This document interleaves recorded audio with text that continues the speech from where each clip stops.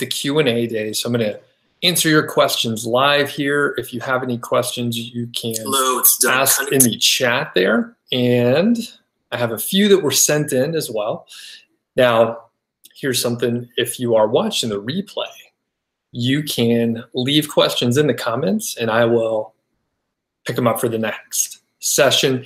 And I'm sort of like just gathering questions in the comments to go ahead and answer them here today. So a few of those are like that. I'll mention that there's a link at the top, frequently asked questions. It goes to my website, Niche Site Project, and basically there's questions that people ask all the time. I think probably some of the people in the chat that watch often, you can identify those questions. You already know them. And then if you see someone ask one of those, point them towards that link. Feel free to paste it in the chat and put them in that direction. I'll try and keep up in the chat. Sometimes it moves fast, but I'll do my best. So have a look at that.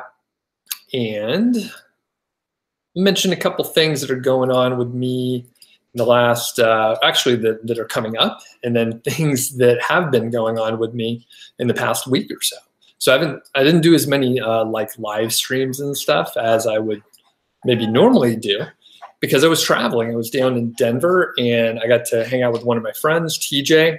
If you are a longtime viewer, he was here about a year ago in Bozeman, and he lives in Denver. It's about a 12-hour drive. So I took a little road trip, drove down there, camped one night at a KOA, Campgrounds of America.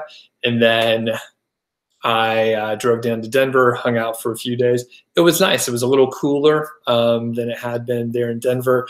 And then I was able to visit with my assistant, Mackenzie. Again, if you're a longtime viewer, you've probably seen Mackenzie on the channel. I've talked to her in an interview fashion a little bit. And then, yeah, we got to hang out a little bit and just, you know, we haven't met in person before, but she was visiting some family there in Longmont, Colorado. And then we did a little working session, like live in person, just brainstorming and talking about what we're going to be working on in the future. So that was cool. And the other thing going on, you'll notice I'm in a new surrounding here.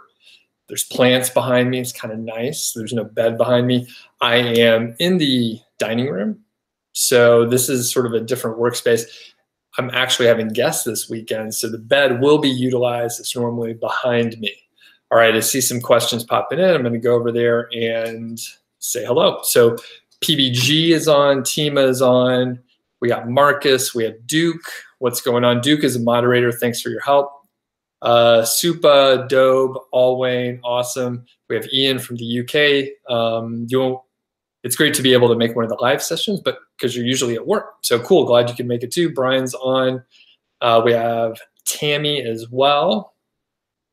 Mohammed. We got Trustwoody, Subham, and first question from Duke. How did you or those I know fare with the latest algorithm update? Generally good. So my sites are fine. You know, fingers crossed, everything seems fine. I typically, I mean, I have a decent number of backlinks to my site, and I think that is probably helpful. Additionally, I have like some really good backlinks. So in general, my sites are fine in the aggregate level. There may have been some terms that lost some rankings, but I didn't notice anything out of the ordinary. Traffic seems to be up like 2 to 5% or something like that. So good. A couple students I talked to, they had issues with their site. So obviously I've only heard from the ones that had issues.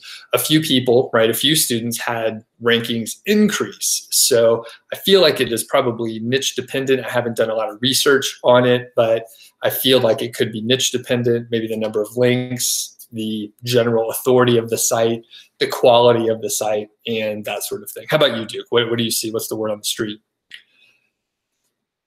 All right, and then Duke also says, have I used Lumen 5 for making videos for an affiliate sites?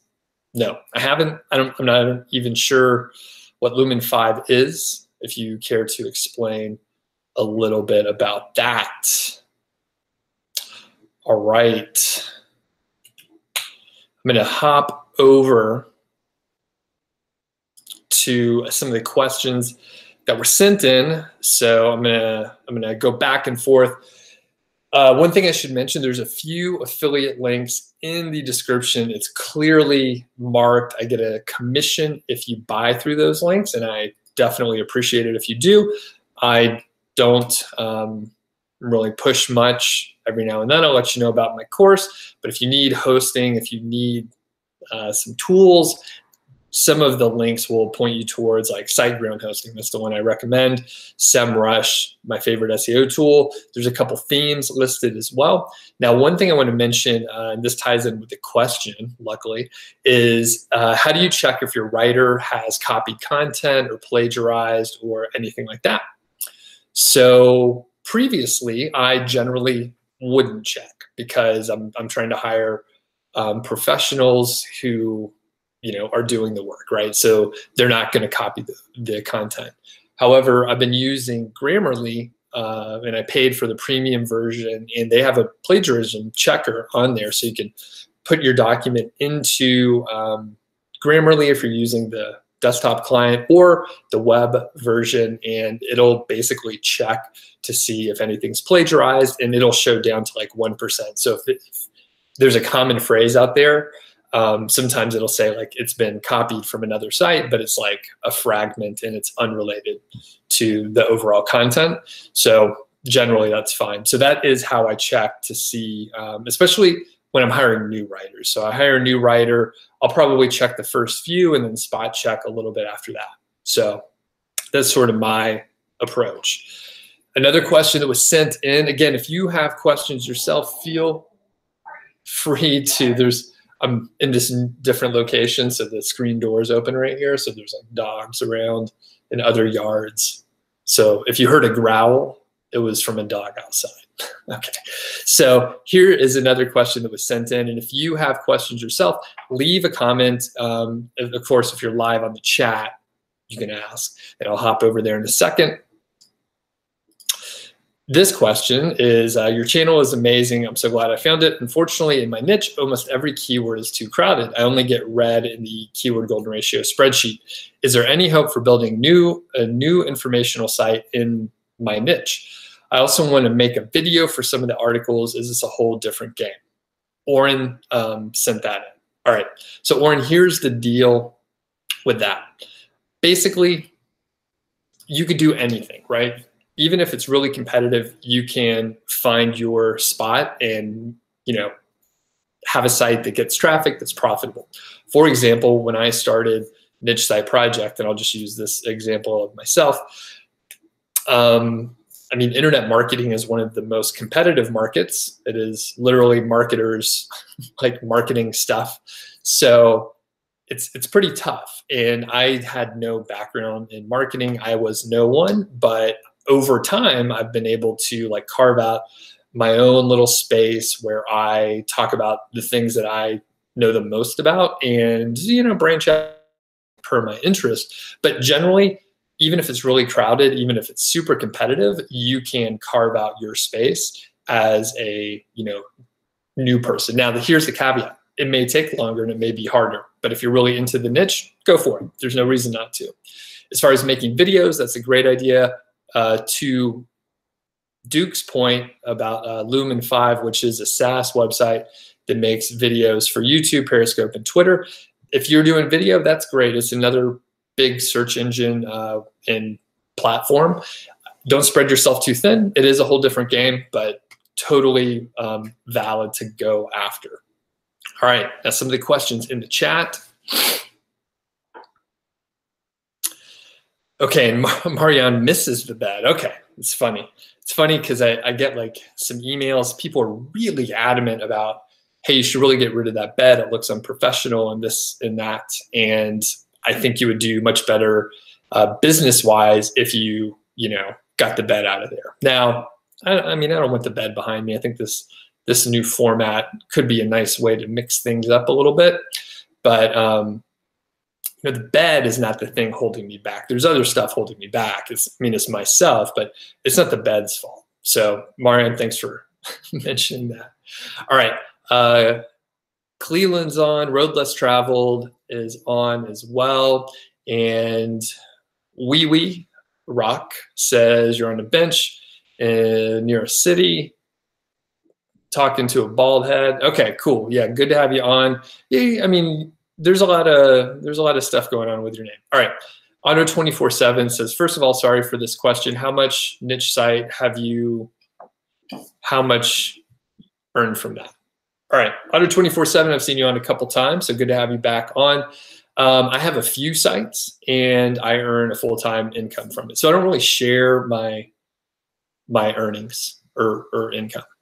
I'll share small segments that I find could be helpful and or inspiring, but generally I try and highlight students of mine, and I try and highlight viewers of the channel or other, people that follow me either on the blog or wherever. I feel like that is way more valuable because I'm over here, just this one bald guy, talking about stuff, and I have a lot of experience doing Amazon affiliate sites, internet marketing, and project management, and a lot of other stuff. I have revenue that I can invest and reinvest, and I've been doing it for 5 years. It's not, I mean, if you try and compare what I'm doing with what you want to do or what you are doing, it's probably not a fair comparison. If you're far ahead of me or if you're just a beginner. So it's not a fair comparison. However, I think people from the audience, those are super interesting. That's what I like to see when I was getting started. And by the way, I get tons of feedback. People love to hear those stories. So, okay. Duke mentions, oh, sorry. David says, I applied 3 times for the Amazon Associate API. All 3 times you were rejected. What is the reason this happens? You're probably, this is not a it's not a helpful answer. You're doing something wrong. I don't know what it is. I would say, I don't know. I mean, can you hold off on applying? Have you asked what was wrong, David? I'm not sure, but I mean, I don't know. I don't know. I haven't had the issue. So I'm sorry, it's not helpful. All right, Duke, your oldest informational site got a 30% bump. Your small niche site was unscathed. Your largest affiliate site had a decrease of 10% overall, but you're not worried. Interesting. Well, that's pretty cool. That's very interesting considering like the data that I'm seeing out there. It sounds like it affected a lot of different sites across many different niches, but it seems like it was related to either the authority of the site or the credibility, general quality of the site. So I'm not sure. All right, Ian says you managed to get 2 KGR results, which you're quickly working on. You have your fingers crossed. Ian, let me know how it goes.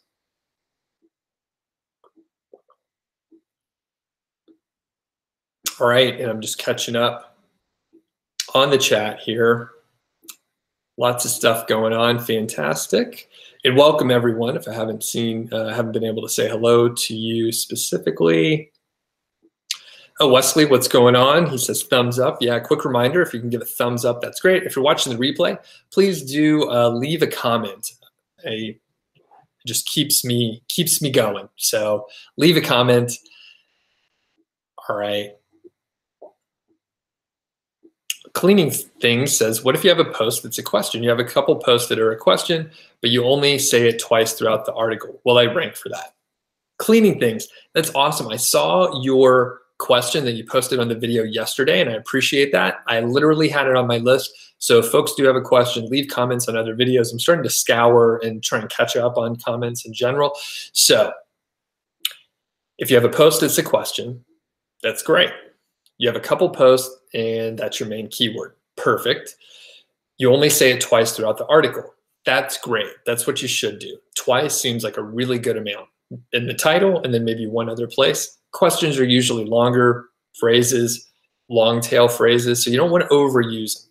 Will you rank for that? Well, there's a lot of other factors involved, but based on the keyword density and the question that you're asking and the information that you just gave me, yeah, I think you could rank for it. There's a lot of other things going on now, but that's a great approach. Don't keyword stuff. Don't try and put a bunch of other keywords in there, or don't try and outsmart things. Just write normal. If you always have the visitor in mind and you're thinking, how can I help this person solve their problem, get rid of the pain that they have or whatever, if you have that in mind, you'll be in good shape.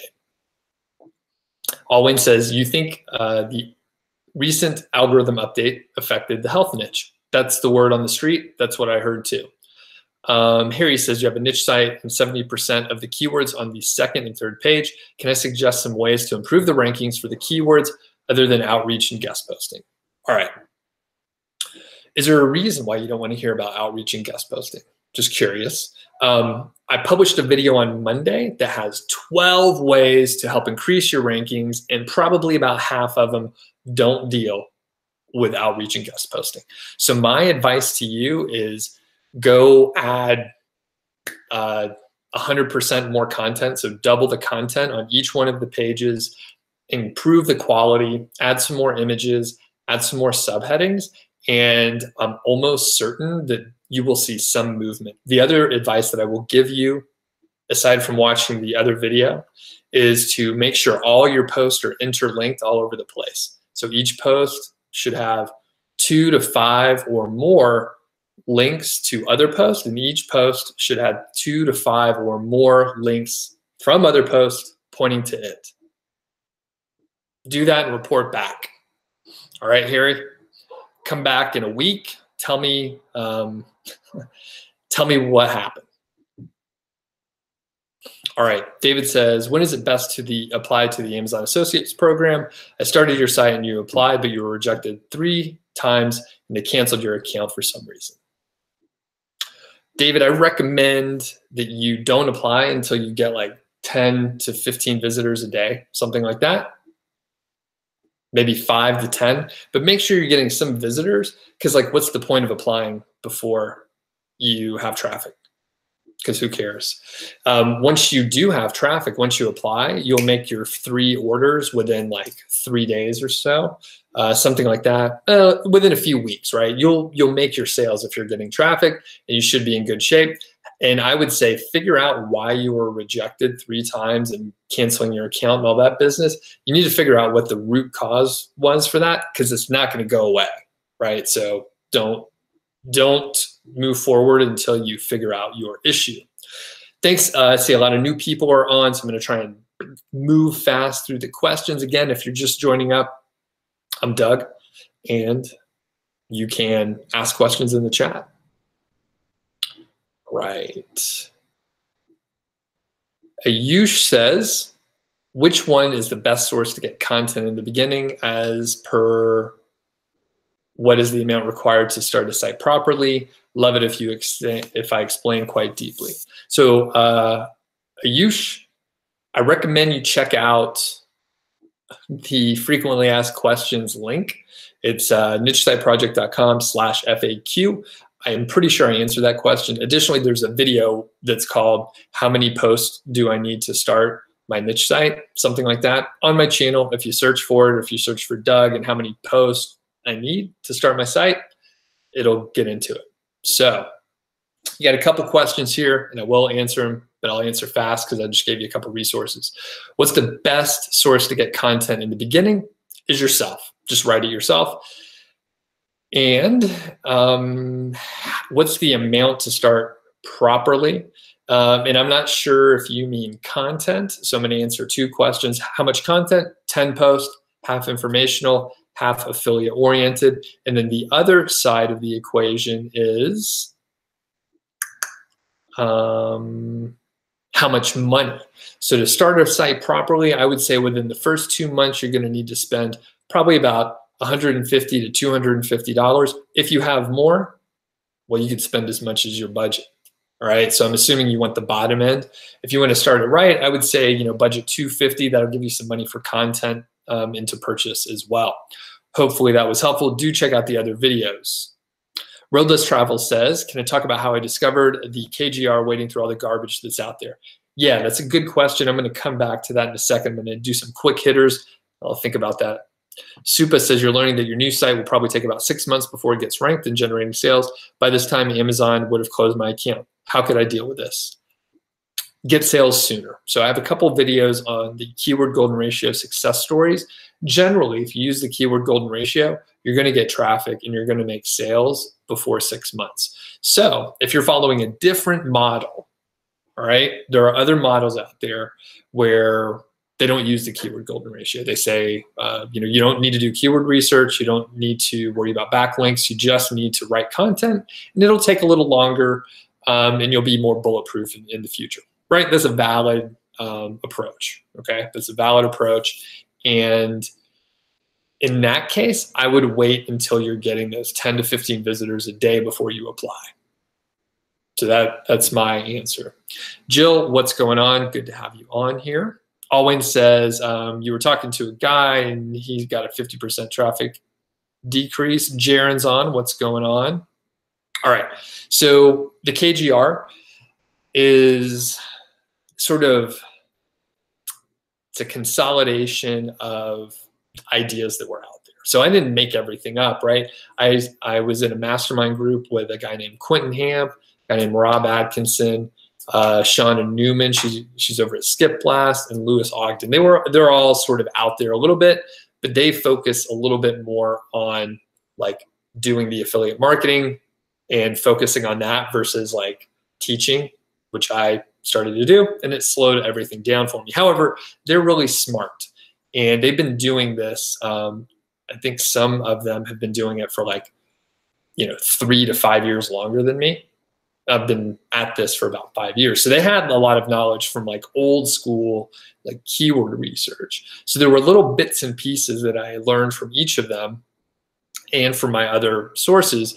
And I tried to simplify, I tried to apply a formula, and I tried to make it foolproof. So somewhere in the midpoint of 2015, I was sort of like pulling together this information, and towards the fall and winter of 2015, I published the 20 posts that adhered to the formula, and sure enough, I started getting more traffic.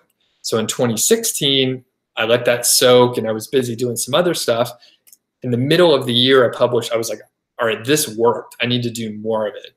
I recently read Grant Cardone's book, The 10X Rule, and I was like, well, I need to take massive action. Why don't I do 10X? So I was like, I'll publish 200 articles. That's a case study that you can look at on my blog, and a video on the same topic. So I published 200 of those, and the site went from $100 in early 2016 to like 14 or 15,000 by December. It took massive action, right? So something was going to happen, and I would learn from it. Turned out like I got a good ROI. And at that point I knew, hey, this is working really well. I can roll this out in a way where other people can test it. So I tested it a couple times. Other people tested it via the course. And now there's a lot of people that see that it indeed works. So that's the KGR. I took ideas from other people, sort of pushed them together, removed things, put my own spin on it, and kept it simple. All right. So I can tell you for the first year, people were they were like, this is too complicated. You're spreading propaganda. It doesn't work. What are you talking about, Doug? You're crazy. And I mean, who was I, right? It was only after people started trying, because it's really easy just to criticize someone who has an original idea. That's what they did. But after some time, they were able to test it. And now, I mean, it's been featured on several places. Okay, cool. And I'm losing in the chat here. Just want to try to make sure that everything's good. Okay. Alwayne. Oh, yeah, I already read that one. Okay. Wee Rock says, Income School guys posted on the topic of Amazon not being as profitable due to the 4% and 20-hour time limit. They mentioned moving more towards ads. What's my thought on this? Cool. So I haven't been able to watch the video yet, but I believe that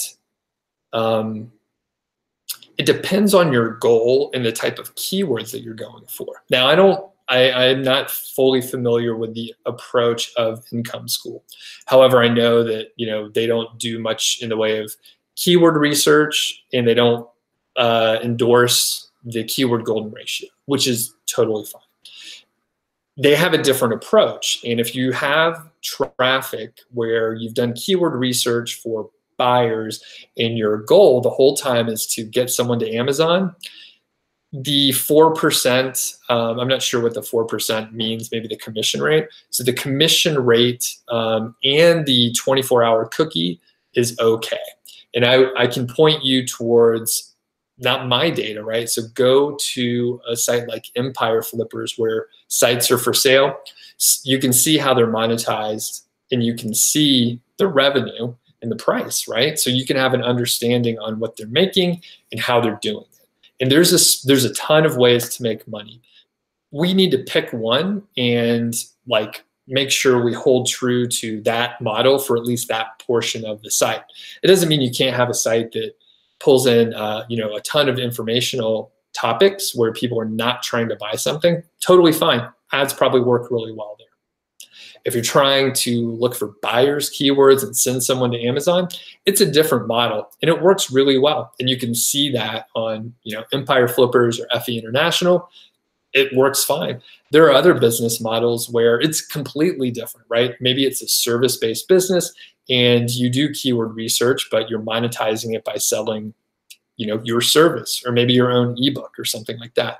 So I assume, Rick and Jimmy are smart. So I'm assuming that's a valid way to monetize the site based on like real data and testing and the kind of traffic they have on their sites. So if you're not doing keyword research to find buyers keywords, then Amazon's probably not going to convert very well.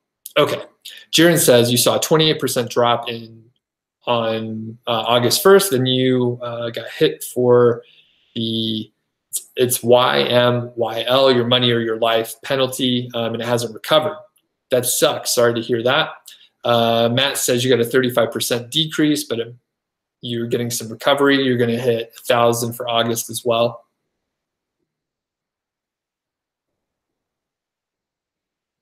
All right. And then Duke is mentioning it's confirmed that the update is over. So you got hit. That's to Jaron. And you would personally start efforts to recover by comparing your pages with the top 5, the top 10 results with the keyword density and so on. Yeah, I agree with that. Sorry to hear it, Jaron. Ian says you have some small content in the health niche. What is this Google algorithm update and how recent is it? So it's like August 1st and it's apparently finished. So they took a little time to roll it out.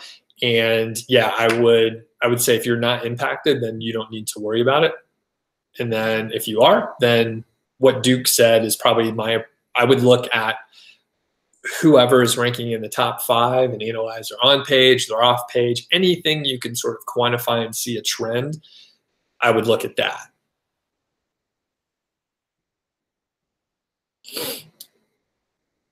Okay.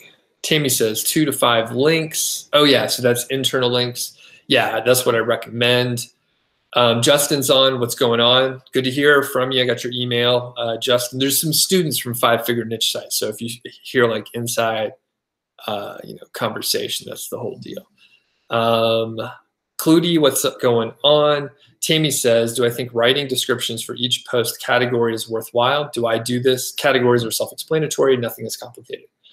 I typically don't, but I really don't do much with categories. So no, I in fact no index the category archive pages. So I would say skip it. However, this is what I have done. Well, this is like a senior level class. This is advanced stuff. So one thing, instead of doing a category page or a category, what do you call it? Just an archive, like the standard archive page for categories. Here's what I do sometimes, not all the time. I'll create a page. I'll put in the content that I want in there, and then I will place links wherever I want. And it can be like a summary of the content there or however you want to do it, but it's literally a page. So what do you do with that category archive page that is created? I 301 redirect that category archive page from my theme. So it would be like nichesiteproject.com/category, and that's like / whatever the category is, productivity, for example. And then so I 301 redirect that to the page which I created, which may be nichesiteproject.com/productivity.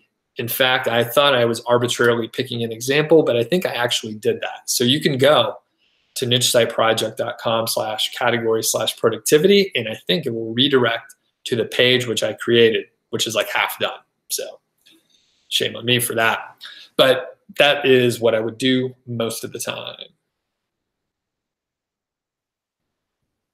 Good question, Tammy. Sean says, do I do a lot of brand posts, brand X versus brand B? Not really. I do some. Cleaning Things says, should you pay for a good theme? Yes, probably, but you don't have to. If you're on a budget and you can't afford it, you can skip it and use a free theme. I would use one of the WordPress themes if you're using a free one. The theme I would recommend, there's a couple links in the description. REHUB is one that is recommended by several people in the chat. I've seen a lot of sites that look good, but not only that, in the Amazon Associate Program like documentation, they literally recommend the REHUB theme. So if you're gonna get one, you may as well get the one that Amazon recommends. So if you follow that link, it's my affiliate link, so I get a commission and I appreciate it, but I would recommend that one if you're shopping around. Another one, I know several of my students use X theme, and that looks pretty slick as well. I think it may be a tad cheaper, and they have some versatile like homepage templates and just generally give you a lot of options. All right, I'm gonna hit a couple questions that were sent in. So Naim says, should I target one product or a full subcategory? Asking this stupid question because I'm not sure how many articles I can write about one product. What do you suggest? I suggest you find a product where you have plenty of keywords, right? Plenty of keywords that you could rank for. Do competition analysis, use the keyword golden ratio, all that stuff. Then go like 1 or 2 levels up, couple subcategories up so that you can brand your site in a general way. You're right. If you just focus on one category, on one product, you may run out of topics. However, if you brand your site in a broad way, you can have those options. So you could focus on one product initially, and then you can add more in the future if you want. You don't have to. You can if you want. You can, stop. If you want to add 2 products and you're like, hey, I'm making $2,000 a month, this is fine. I'm just going to let this ride. Now, the other advantage to having a broadly brandable site is when you go to sell it, if you want to, you can use that as a selling point because the person can expand the site if they want to. All right. Other question that was sent in. Charles mentioned that I noticed my non-affiliate content will get indexed faster in Google. So should I wait to put my affiliate links until my page is indexed? Okay, so I haven't seen this, Charles. So I don't know. But there's no harm in waiting to put in the affiliate links. I mean, if you think that's going to make it index faster, then that's fine. There's no harm in doing that. I haven't noticed that myself, so I'm not sure why you're seeing that. Maybe I just haven't looked. I don't know. Okay. And don't forget, if you do have questions, you can ask in the comments if you're watching the replay, of course, for the replay folks. One thing I wanted to mention too, next week I have like 1 to 2 slots for coaching. So I've been doing a little bit more coaching. I've been mentioning it a little bit more. So for example, I know David was asking some questions where I was generally unhelpful. I'm sorry, David. I don't have enough information in this sort of format to go analyze things. So one thing that I do in these sort of coaching sessions is, I'll get your questions, I get maybe your site ahead of time, and I'll go have a look. I'll do a little audit for about 30 minutes before we even chat, and I'm totally prepared to come in and say, you need to change, 1, 2, 3, 4 things. And then, David, I think those are the things you're violating. And that's why Amazon is rejecting you, stuff like that. Now, the thing is, I could also, pull certain reports from you or for you, for your site or your competitors, for example, from, different tools that are out there, Ahrefs, SEMrush. Those are the main ones that I use. So you can get some data from me so that you can, go do a little bit more work. So, I mean, just if you think about that, the cost of those tools is about $100 a month each. So just to get the data from those tools, pretty valuable. Additionally, the whole point of the coaching is to get some analysis, answer any questions you have, and then give you an action plan to go execute. Typically, I end up coaching someone through maybe like 1 to 4 sessions or so, depending on how far along they are and that sort of thing. I charge $247 for an hour session. I record it, upload it to Vimeo, password protect it so you can view it later. So basically it's an actual like tear down audit one-on-one session so you can get your questions answered in an effective like way so that I can actually give you details, because I can look at your site, look at your keywords, see what you're doing, and give you actual good advice. That's the downside with these live sessions. So if you're interested, you can go to nichesiteproject.com/hire-me. There's a link like in the About section on the menu. So you can get to that. You can shoot me a message. And it is expensive, but I will challenge you with this. I know a lot of people out there, and actually I was the same way when I was starting. So I could just tell my own story. You buy a domain and you buy a theme, maybe you buy some content, and you spend, untold hours, 20 hours a week in your free time. Like I know what it's like to be obsessed. You're carving out all this time and you're doing all this work, and, it's trade-offs, right? You can only spend so much time doing things. And then maybe you ended up making a mistake early on that you didn't know. And this is what happened to me. I spent, another 6 months working on something, which was tough. And then found out that I made a mistake like back in, month number 2. And I wasted all this time and even more money. So if you invest in like an audit or coaching to make sure that you're like doing the right thing, you can save a lot of time and money. It is a bit of an investment, and I am being very liberal with my reasoning to like help you see the value. But if anyone, actually let me know in the chat or in comments later, like, have you spent a lot of time on your site and then realized that, oh, maybe I made a little mistake, but I'm not sure, and wow, it sure would be good to get that checked. Anyway, I have like 1 to 2 slots for next week, so shoot me an email and we can get it set up. Okay.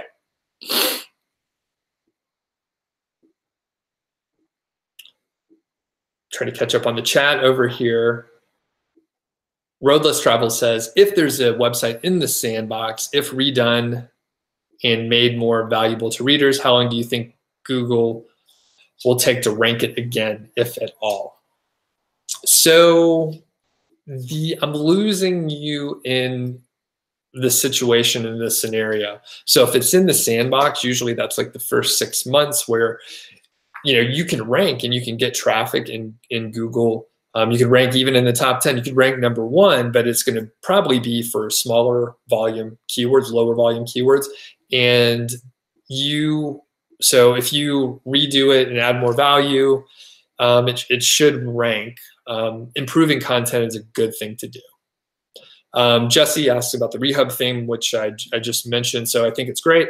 And I think Duke mentions that he really likes it too. P says, does improving old content improve its rankings? Usually, but not always. I'm literally testing some of this right now. I've hired 4 or 5 writers to go back and add content to some of my posts to see what happens. I'm only about a week or so in. Results are awesome so far. So I only have a tiny amount of data, but that'll be like a pretty kick-ass case study whenever I get done with it. I'm going back and updating a couple hundred articles. And it's a little more expensive than writing something from scratch, like 3 to 5x more expensive. Okay. Cludy says, you're about to launch a site and you only have as an option for monetizing an affiliate info product that is very good. How long do you think it'll take to make some money? I don't know, man. That is kind of impossible to answer. I think here, I'll try and give you, it depends on where you're getting traffic from. So if you're doing that and you're running ads, you should probably be able to make money the first couple days or weeks or so, depending on how good you are at running ads. All right. If you are trying to get organic traffic, most likely it'll be difficult. If it is a info product that's very good and there's already a lot of affiliates out there, you're going to have to compete with them. And if they're making good money, they're probably doing a pretty good job and they don't want to lose their spot. So how long will it take to make some money? I still don't know, but maybe that's a little more information. Okay, and Duke tells me you have seen approximately a 1 week delay between submitting a new URL to the Google Search Console and it showing up in the top 200. You've seen a shorter time with info articles. Very interesting. So I've never paid attention. So that's why I haven't noticed, but that's a good other data point. All right, Matthew says you have no idea if you need coaching to abandon the health niche and start something new. Okay. Yeah, it's tough. I mean, I think you know the nuts and bolts. Whoa. I almost lost all the plants back there, not much room. Yeah, so Matthew, I would, take an assessment and sort of figure out like, what you want to do. So, okay. And there's not enough data, of course, on recovering any sites, to my knowledge, that were impacted in the last week. Oh, Roberto's on. What's up? Good to see you. Raul says, can we promote Amazon affiliate with PPC like AdWords? I don't think you can directly with AdWords. You might be able to, but Raul, unless you're like a ninja with ads, I would avoid that. Okay.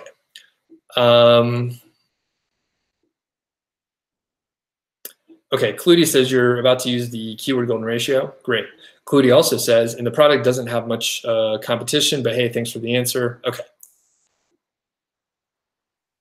All right, and Marty says you've seen 2 posts buyer-related rank overnight, yet one before them took 2 weeks to index. Odd. That is odd. Yeah, I'm not sure. What's going on, Marty? All right, Ian says, you mentioned page directs. What exactly is a 404 error? You've been experiencing just a few lately. They're obviously not good, but how bad are they for my site? Okay, so Ian, since you're new, I will point you towards the FAQ section. I didn't answer that one specifically, but one piece of advice I'll give you, unrelated to what you asked, and take this with, I don't know if kindness is the right, I'm trying to give you some advice. That's a super easy question for you to Google, and if one of the traits that I see with people that are successful with internet marketing is they can figure out answers to questions by Googling them. So if you're able to Google something and get the answer, then you can save your really interesting questions for me or other people. Well, yeah, I guess that's the full thought. Like, a question that you could answer by Googling it isn't a great one to ask because you could just get it right away. So 404 error is, there's a link to your site or there's a URL to your site on your site that has like no data. So for example, it's like if you went and deleted a full page, right? If you deleted that URL, but there were still links going to it or someone navigated directly to that page and it's not there.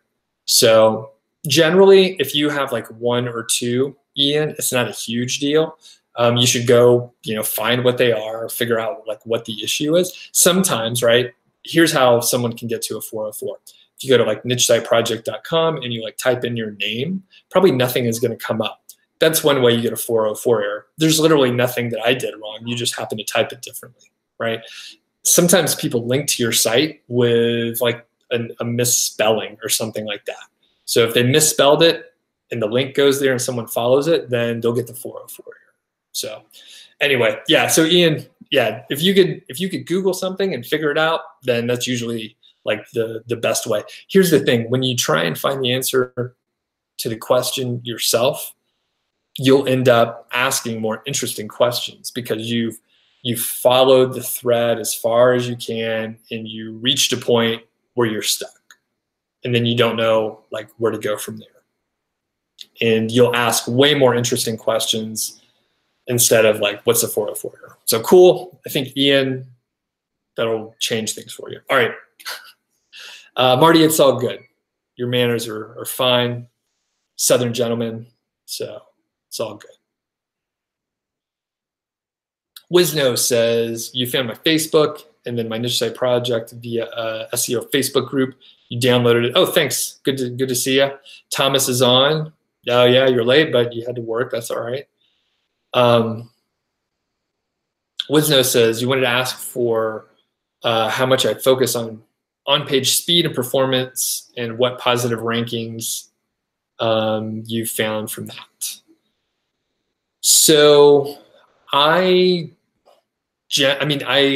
try to have like a fast hosting account.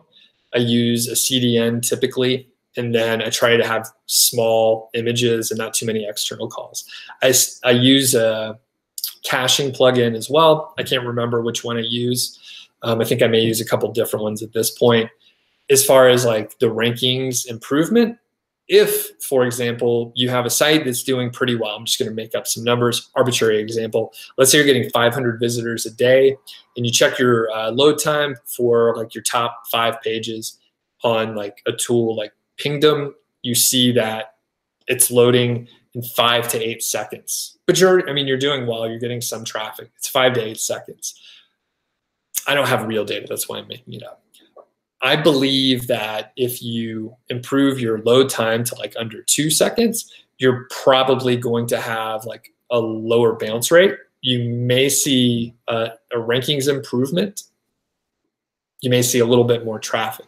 Now, I don't know that I've done this personally or seen this at all, but those sort of that big of a difference, like going from 5 to 6 second load time to like under 2. I think if you load under 2 or 3 or so, I can't remember the average, but maybe it's like 2.5. I'll say if you can load under 2.5 seconds, you're loading faster than like half the pages on the internet, which is good in a relative sense, right? So back in the day, we used to sit and wait for pages to load when our modem was making all the like all those noises. Sorry, George's making modem noises. So anyway, I would say having a fast loading site is good. When you're just getting started, I wouldn't worry about it too much. But at the point where you're ready to upgrade your hosting, maybe you're now getting, you were getting 100 visitors a day and you've grown to, 250 to 500 visitors a day, you may want to go ahead and upgrade at that point. All right. What do other people think, by the way? Echo says, what are my thoughts on Google AdSense? I don't have a lot of thoughts on that. I think you want to ask a different question. So if you want to tighten that up, I'll just talk though. So most of the time when I go to someone's site that they've asked me to check it out, I'll ask, and then I see AdSense, I'll ask them, all right, how much money are you making from AdSense? They have banners all over the place. They're like, I don't know. Maybe like $15 a month. And I basically tell them, like, take all that AdSense off your site. It looks like garbage. It looks really bad, and you're only making $15. If you get that off of there, it'll give your site a little more credibility. It'll just look better. No one really likes ads, or they don't pay much attention. So in a general sense, I say, take it off. These are Amazon affiliate sites. Now, back to my point earlier. If you have a lot of traffic on your site, but it's not like product oriented or buyer keyword oriented, Google AdSense may be a great way to monetize. There's a lot of other ad networks out there as well. So as far as ads, that's sort of my take on it. Additionally, you can go out and like find brands, say, I'm ranking #1 for this term, and this is how much traffic comes through each month for the past 12 months. I'm selling ads. I went to you and your 3 or 4 competitors. So if you want to have like a little feature banner on there, you guys are bidding against each other. So go ahead and give me your best bid. So I would say that may be a little bit more profitable, and you're dealing like one-on-one with a brand. So there's not much waste in that. And if you could tell them how much traffic you're getting, you win, right? You win automatically. Because if they're running ads, or they have a social media presence, like they're trying to get in front of eyes. And if you could tell them how many eyes you're going to get them in front of, you have a lot of leverage there. Trends, marketing, what's going on? Doing well here. Steven is on as well. Okay. Cludy says, based on my experience, do I think with a KGR post with 3,000 words is too much, or you think it could work well? That's fine. That is fine.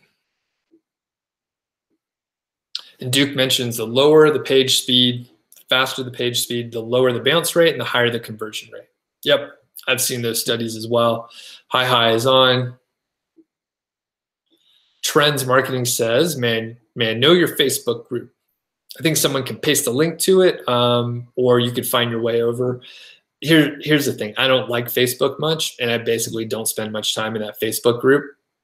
But if you want to get to it, you can search, I think it's like niche framework, something like that. All right, Thomas says, you're almost at the 1 month period. You have 10 articles so far. 7 out of 10 are in the top 50. That's great. 3 of them are on page 1. That's excellent. Good job there.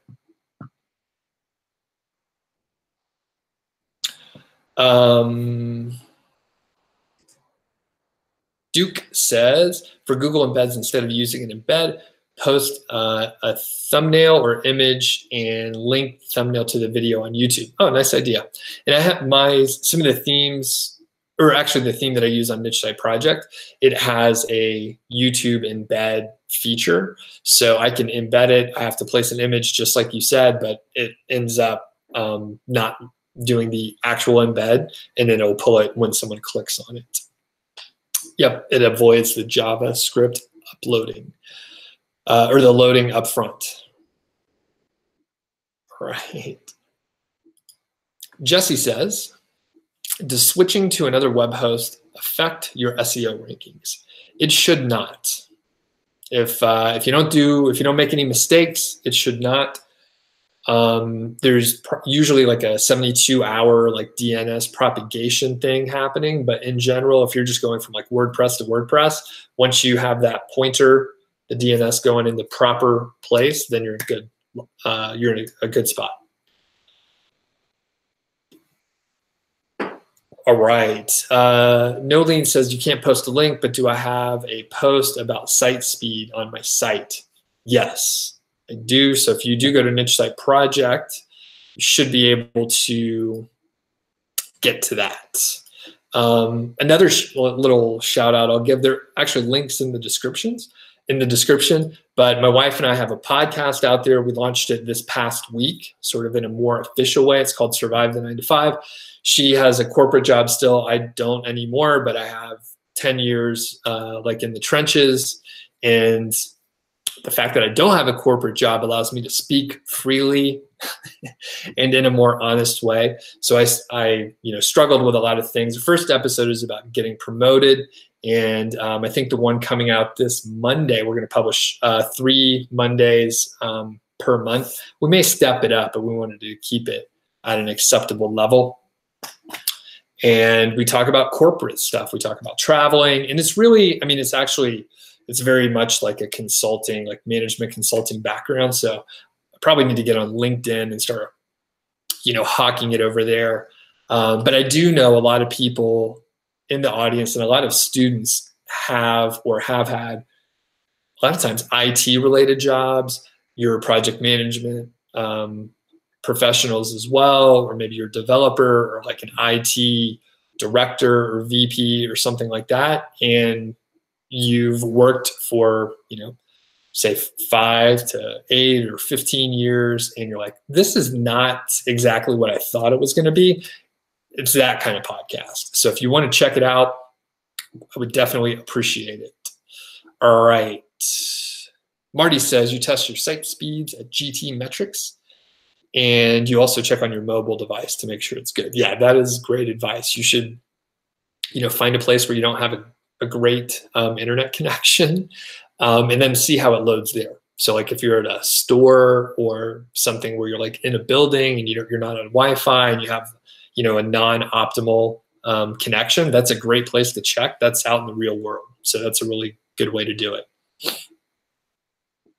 Veet says, your website is not secure. You're thinking of switching to SSL. Any tips on how to do it right?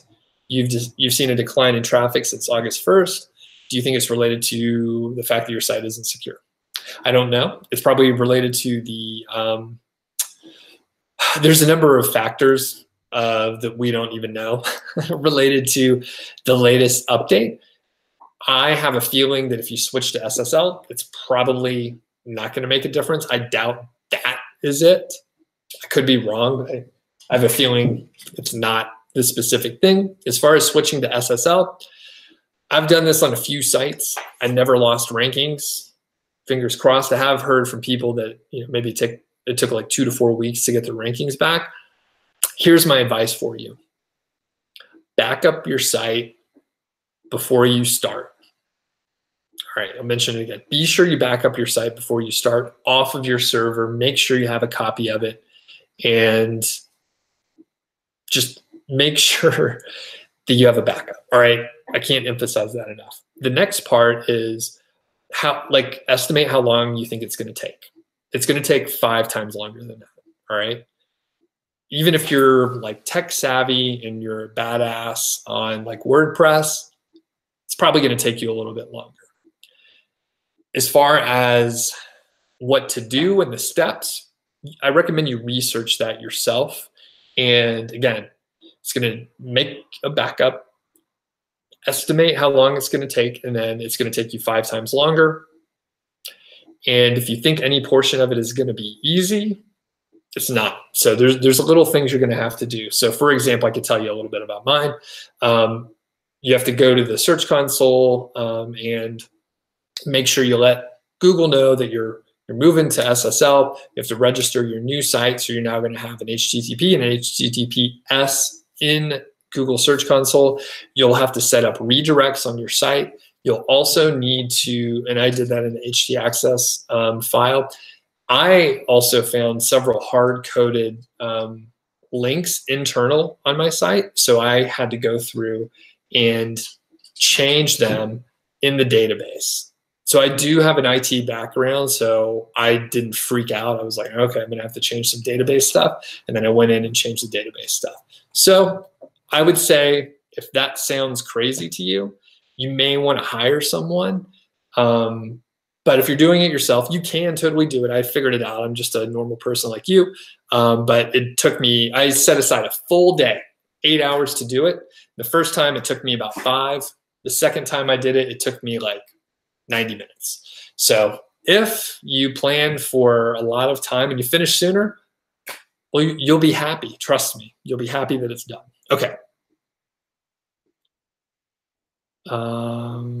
Okay. Hi says, does anyone know if each link I put on a unique cookie or just one cookie? Interesting. Why does it matter? Why does it matter? And I think it's probably just a cookie credited to your site per user. That's my guess. Jesse says, who do I recommend as I have 5 WordPress sites? Siteground. Yeah, Siteground. There's a link in my description.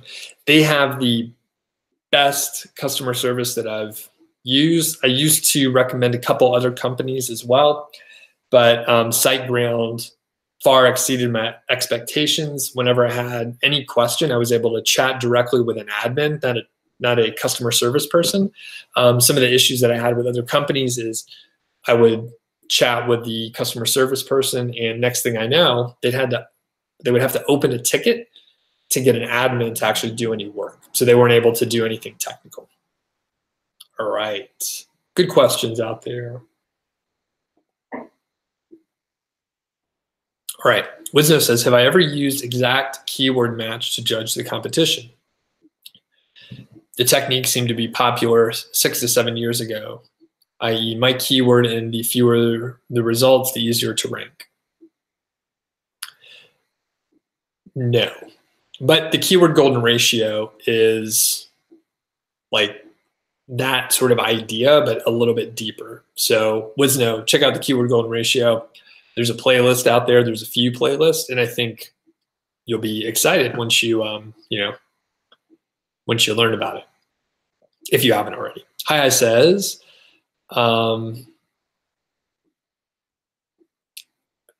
okay, so this is the scenario. So if I have my post and 5 products linked, if they click all 5 and buy all 5, would I get credit for all 5 or just the first one buy? Oh, you get credit for all of them. Anything in their cart. Anything in their cart. All right, Trend says, can I give you advice on how to start a site A to Z? So if you go to nichesiteproject.com and then go to the blog section and click on the Start Here section, that is like a guide. So it doesn't go into the detail of my course, 5-Figure Niche Site. Marty is giving me a shout out there, and that is a premium course. So if you're very interested, you can check out 5figurenichesite.com and you'll start on the wait list. Okay, so you can check that out, Trends.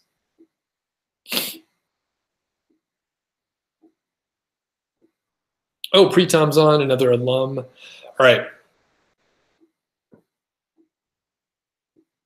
Unknown Facts says, what about hockey stick growth and traffic? After how many months can I expect my Amazon affiliate site? So typically, that's going to be like after the 6-month period. So when we talk about the sandbox, it isn't that the definition has changed over time. So initially when it was first talked about, which was like 15 years ago or something, it's an old concept. It was like, you can't show up in the results, right? Like you're not indexed, right? When people use the term sandbox now, they really mean like Google's putting you in a testing ground and you can't rank as well within the first 6 months. That's sort of like the average that people see, about 6 months. It could be a little shorter, it could be a little longer. As far as the hockey stick growth, it's going to be some point after 6 months, most of the time. If you do a lot more work in the first 6 months, then you'll see more growth afterwards. I believe there's some sort of compound effect where you're putting more effort in and it grows way faster as you come out of the sandbox. If you just do a little bit of work, you're probably never going to see hockey stick growth. Okay. Thomas says, does anyone click on their own affiliate link by accident? You think that may be your case? Okay.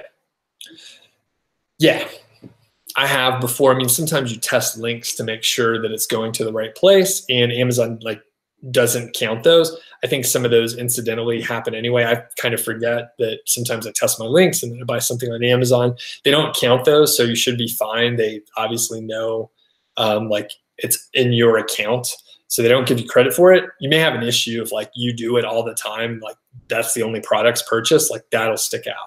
But I think 1 or 2 is not going to be a problem. I remember, I think I realized my wife bought something right when I started my first site, and I was like, oh no, we're going to get in trouble. But it was fine.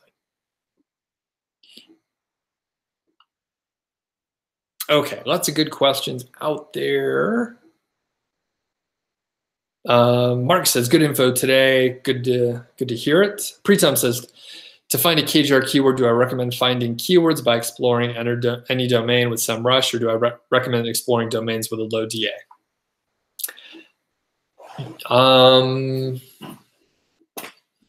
You can do either. It all depends on how you filter those, Pretom.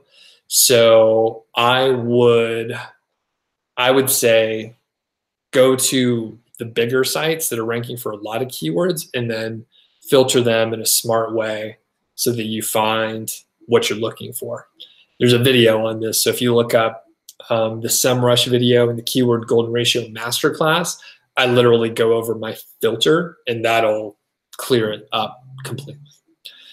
Pretom also says, after you find a KGR keyword, do you manually check the SERP? Yes. To check the competition, or do I just go with keywords that have a KGR score of less than 0.25? Yes, you should check and make sure there are some affiliate sites in there. So one mistake that I've seen people make is medical terms, for example. This is basically what I've seen for a while. You find a term, but all the results are like WebMD, Mayo Clinic, Wikipedia, New York Times, LA Times, like all these authority sites that you won't be able to beat. If that's the case, that's not a good KGR term. Also, if you see a term where it's like all e-commerce sites as the results, also not a good one, because unless you have an e-commerce site, it's not going to work out for you. All right. Roadless Travel says Google Analytics is showing or not showing organic keywords that users are typing. You can't optimize. Why is Google holding this information? They want people to run ads on AdWords, so that is why. So if you have AdWords and you're running ads, you can see what keywords are out there. Google used to provide that information. Roadless Traveled, I recommend you look at the Google Search Console information for your site, and then you can sort of piece it together pretty well from there. You can see what you're ranking for. It's not as valuable, but you can see what you're ranking for and help optimize that way.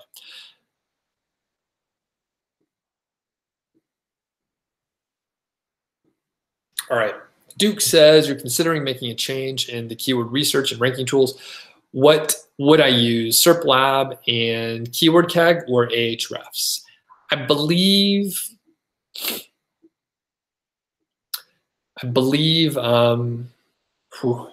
depends on what you're trying to do. So if you need backlink data, like if you want the whole suite of everything, Ahrefs like is awesome.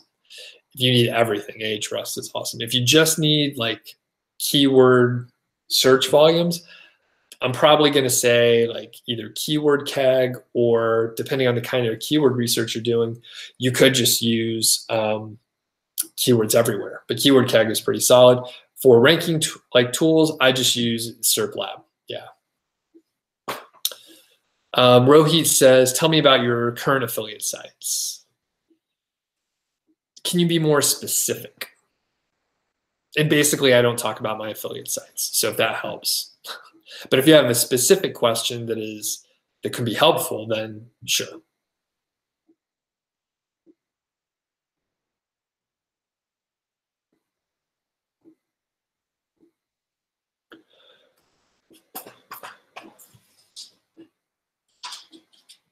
Oh, Lance is on. What's going on? Another kind moderator. And Dennis says, 301 redirect question. You just purchased the site in the same niche, but you don't like the name. You're thinking of 301 redirecting it to your domain, redirecting one post to another post. Thoughts? That'll work great.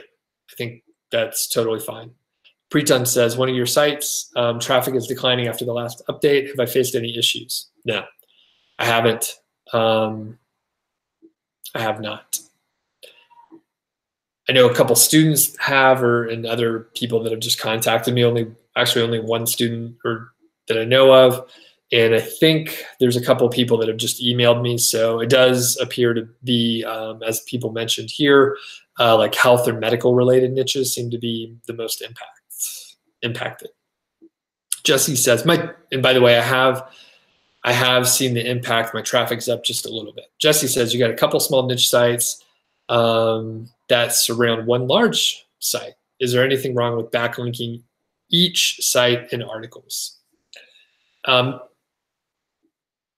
Is there anything wrong? So generally, no. So for example, I have my core site, 5-figure niche site, and niche site project. I interlink those two pretty healthily, right? It's relevant. So that's normal.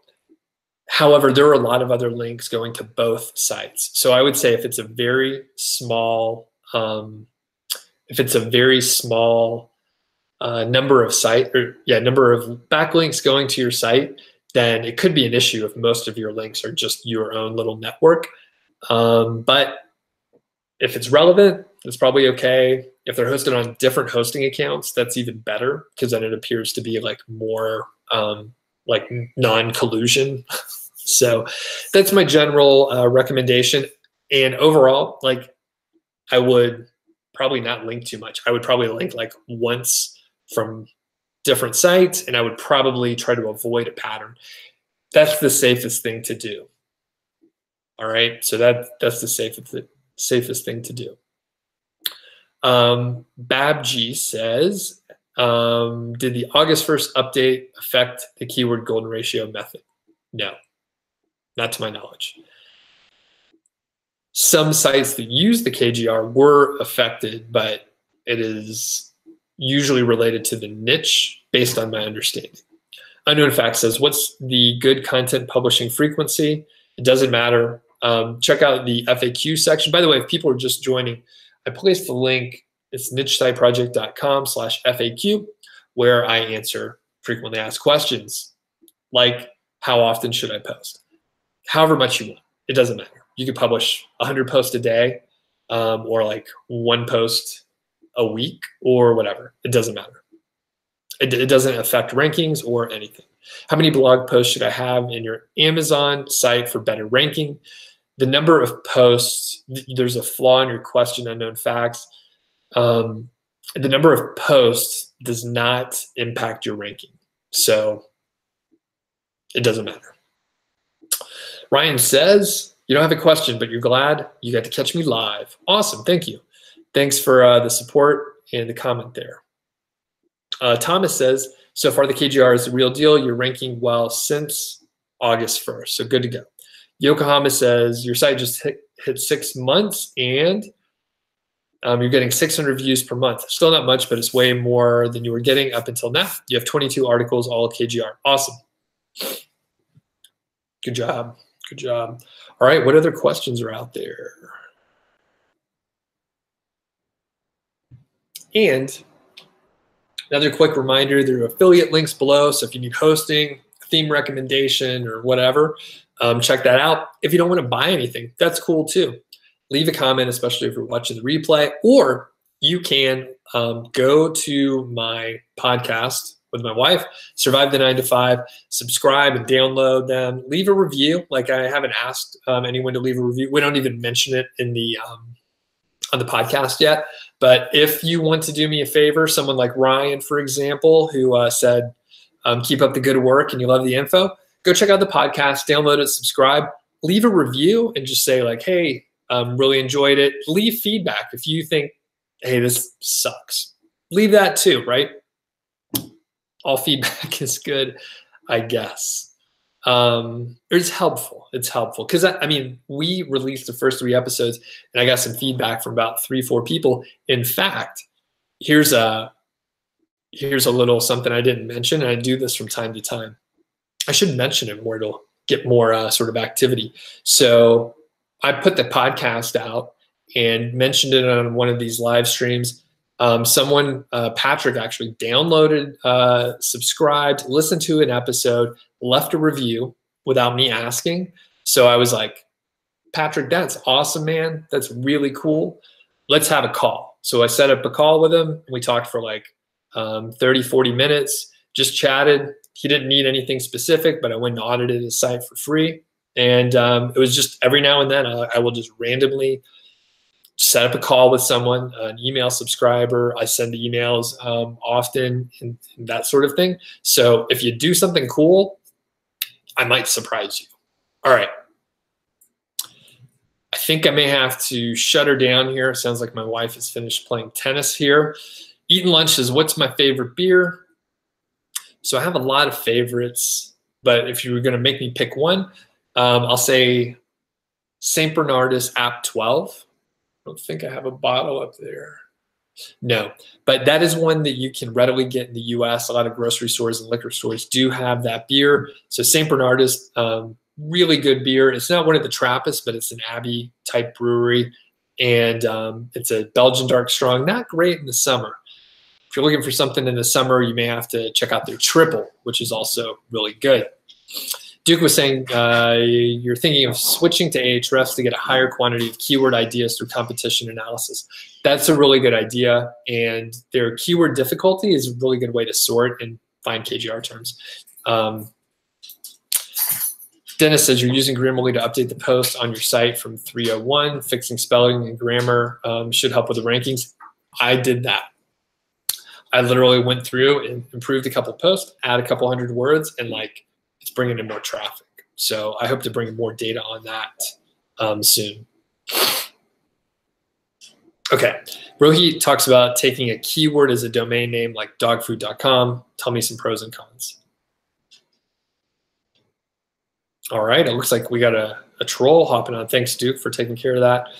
The pros are you can probably rank a little more readily for the keyword because a lot of times your brand name will be the anchor text for the link. So in that way, you'll get more relevancy on the topic. The bad part is it seems more like old school, and some people may sort of view that as like a negative if you're trying to get links. Generally, I would avoid it. All right, couple more questions. Duke says, you've been seeing bumps from using Grammarly. You can't prove it was Grammarly, but it was the only thing that you were working on at the time. And here's my data point. So I remember seeing a study on Moz from a little while back, maybe a couple years old. They published content with like grammar mistakes and misspellings and checked to see where it ranked and then fix those mistakes. The rankings moved up, right? So little things like that like do matter, and there's just sometimes there's mistakes.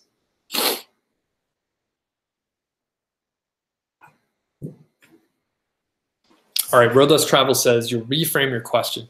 You had a website in the quote sandbox. You guessed penalized for being spammy. Do you think by redoing the content, it could rank well again in Google? Okay, so you need to get the penalty lifted. If your site was penalized, then you need to get the penalty lifted, and then you can recover it. If you don't see a penalty and the rankings are bad, then I'm not sure. But if there's a penalty and you can get it fixed, then you should be in good shape. A lot of times that'll be referred to as the, like, I think it may be thin content. All right, Brian has to get back to work. Cool, thanks for checking out the podcast. And Mark says you love Belgians. Okay, last question is one for you, Mark. So what's your favorite beer? And we'll close out. Oh, there's one other thing I was just going to mention offhand. So I'll give you a chance to ask any more questions here. So on my road trip to Denver, I went by and got an Audible subscription that had a good offer out there. So I was like, all right, I'll go ahead and get Audible. There's a couple books that I was going to try and get. One is The Stand by Stephen King. I read a lot of fiction these days, probably a little bit more fiction than I do nonfiction. And The Stand is like super long. It's like 47 hours audiobook, or like 12 or 1,300 pages. So I got that one. And I only made a dent in it. Good book, you know, Stephen King's good. But the other one is a Kevin Smith book, and I think it's called Tough Shit or something shit. I don't remember, but really good. He reads it himself. So he's a big podcaster. This is Kevin Smith, the director. He directed like Clerks, Mallrats, and Chasing Amy, and a few others. He's Silent Bob, the Jay and Silent Bob, although he talks like crazy. He has like several podcasts out there. Cool part is he read the book himself. So they didn't hire someone, since he's a talker. He read the book himself, and he actually like didn't stick to the script 100%. He would like ad lib, not a ton, maybe like 4%, but he would throw in a little comments here and there. Really funny. The guy is a great writer, and it's an inspiring story. I mean, he talks about like making movies and being a director and a producer and all that sort of indie film and Hollywood stuff, but really inspirational because he was like, I want to do this, and there are all these gatekeepers that stand in your way and tell you, you know, you can't do this, you need money, you need this and that. And he made, you know, Clerks on a pretty small budget, got into Sundance, someone, bought the movie. And yeah, it's a great book. So if you're looking for sort of an inspirational sort of biography or memoir, that's a good one to check out. All right. I see the last couple questions here. Mark says, your own Belgian blonde recipe is your favorite. Awesome. If you want to send me a bottle, shoot me an email. I think I owe you an email anyway, buddy, but I'll drink it. I'll drink it on camera for you. All right, Thomas says, you're getting tired of the IT life. You may need to check out the podcast. Thanks for the Q&A. Yeah, do check it out. I mean, we talk candidly about this stuff. So the first episode is like how to get promoted, and you get all this advice, this conventional advice that is just wrong, right? And until you flip it on its head, and it took me, 10 years to figure out. The worst people to take advice from, people that got promoted like right away, because they didn't have to figure anything out, and maybe they didn't learn everything they needed to. It took me a while to get promoted in each stage, and it was, I was doing what I thought I was supposed to do, but it turns out you should do a few things that are like outside of the box. Okay, last couple questions. Freedom Hustler says, what's my opinion on Shopify? You're thinking of creating a drop shipping blog. Would it be better with WordPress and WooCommerce? I don't know anything about any of those topics at all. So I don't know. I'm the worst person to ask. I don't do any drop shipping. I don't touch WooCommerce, and I've never used Shopify. I think I would, without knowing much, I think I would maybe look at Shopify and see if things are just more integrated. I have a feeling that Shopify and WordPress probably have the same, not the exact same pros and cons, but I have a feeling there's a lot of similarities. So even if Shopify is better in one area, like WordPress probably has a similar functionality. And if WordPress is bad in a certain thing, I'm sure there's a comparable Shopify. But I think either one is probably legit. All right, Roadless Travel says, how many websites do I have up and running? Less than 10. I don't have as many as people may think. I don't like a lot of things going on. The fewer things I do, the better I end up doing in all of them. All right, we're out of here. Everybody have a good weekend. Thanks all the crew, especially the 5-Figure Niche Site students. Thanks for hopping on. Do appreciate the support just in general. And if you have a chance, check out the podcast, leave a review, subscribe, all that good stuff. All right, we'll catch you next week. See you later.